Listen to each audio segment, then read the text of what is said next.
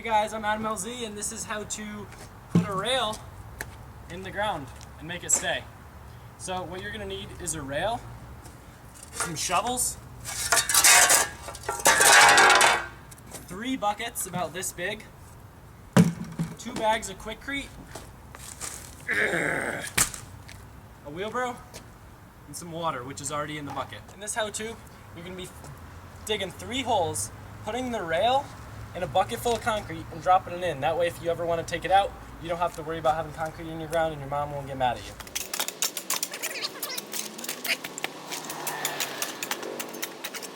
Okay, so once you have your holes dug, you're going to want to take your buckets and you want to put them all in.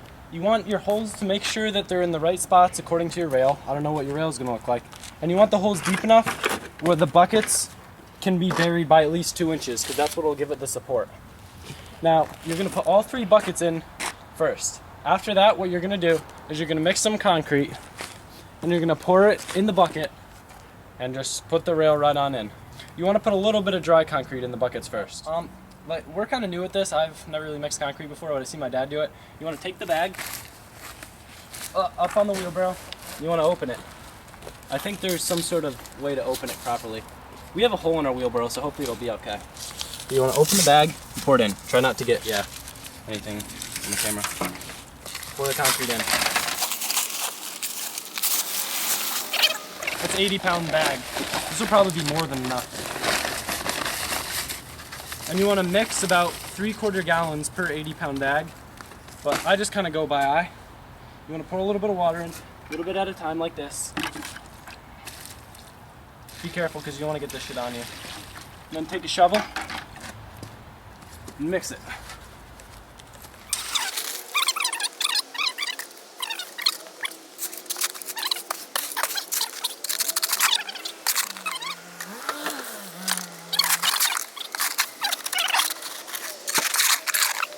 Yeah, don't add too much water at one time, otherwise you'll be tasted this one. Sure, please. Thank you. Fried chicken. Uh-oh. I'm gonna get that on my shoes.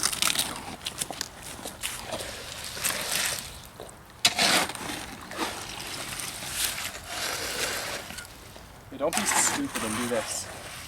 We added way too much water. You don't want to wear too nice of clothes when you're doing this.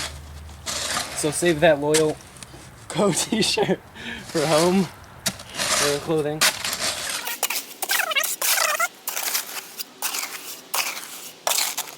Alright, so this is looking good. It's a little wet, but that's okay. We like it messy. Wet, messy. You know. What I can do is I'll add a little bit more dry stuff to this and that'll help.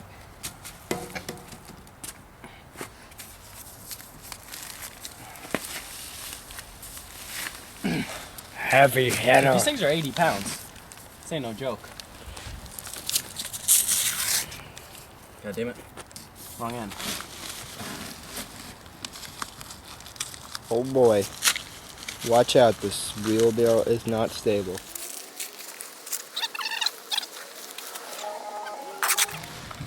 Bucket! What? Stop!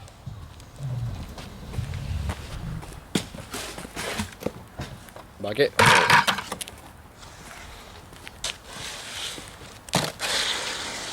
It's like churning butter. So I'm going to put all the buckets in the holes. And then put dry concrete in it. This will give the rail a little bit of stability.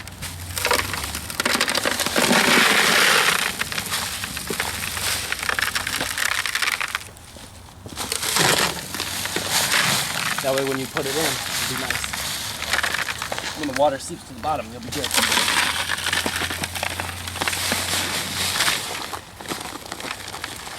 Save the rest of this. Now what you want to do, get the rail in position, and then you put all the wetcrete in it. So I think I can do some of this without Cody. We'll see how far I can go without him.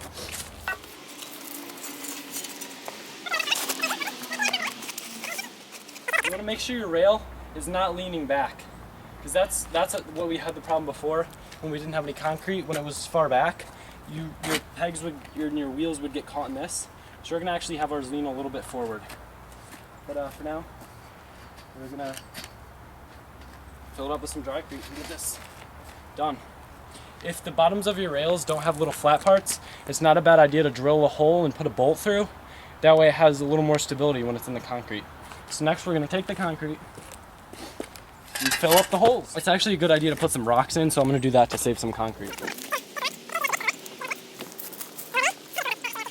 The whole entire cost of the thing could be between $10 and $30 depending on where you get your supplies. Just throw them in there. You could use more, you could use less. I think we have enough concrete where we don't need to use too many.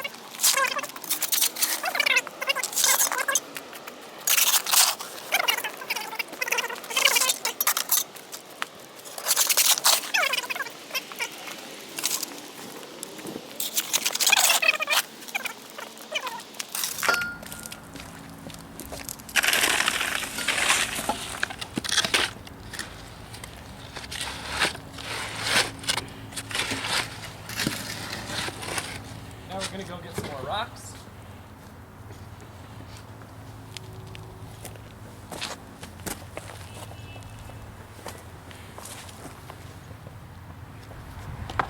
Yeah, this is why you don't add too much water.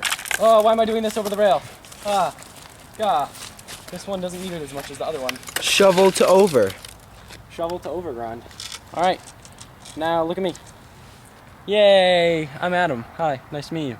Okay, so our buckets are all filled up pretty much as good as they're gonna get. Next thing we're gonna do, this is the part we're not too sure about, if we should let it dry or just bury it in. But I'm gonna bury it in, and then we're gonna wiggle it, get it nice and steady where we want it, and then we'll be good.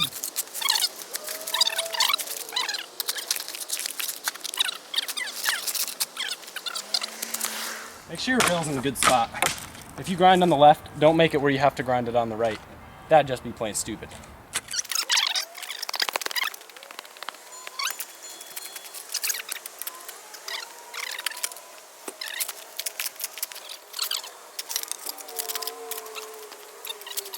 I feel like real ag right now. It smells like cow shit.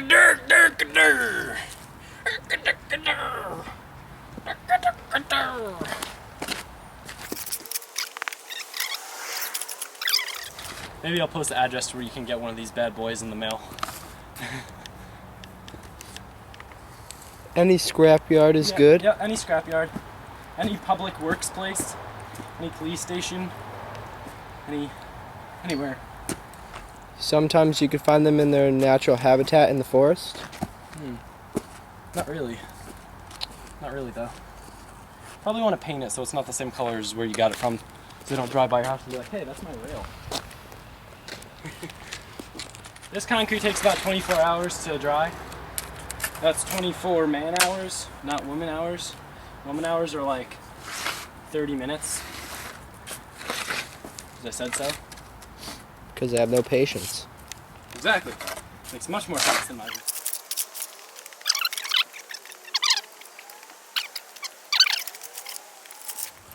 could probably use a level if you want it straight up. That'd be a good idea. But we don't want it straight up. So we don't give a fuck.